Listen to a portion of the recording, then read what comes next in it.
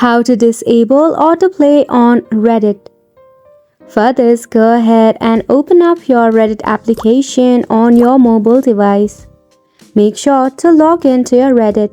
Tap on the avatar and head to the settings option. You will see the autoplay option right here. You can set it to always when on Wi-Fi and never. For the sake of the video, I'll be selecting the never option.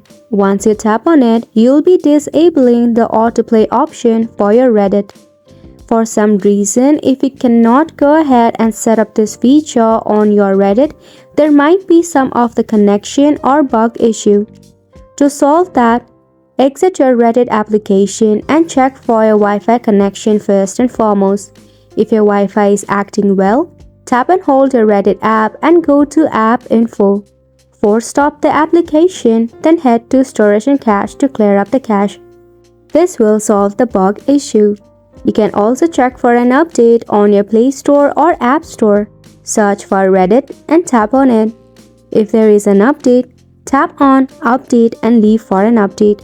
If not, try again after a while. And it's a wrap for the video as well. Thank you so much for tuning in.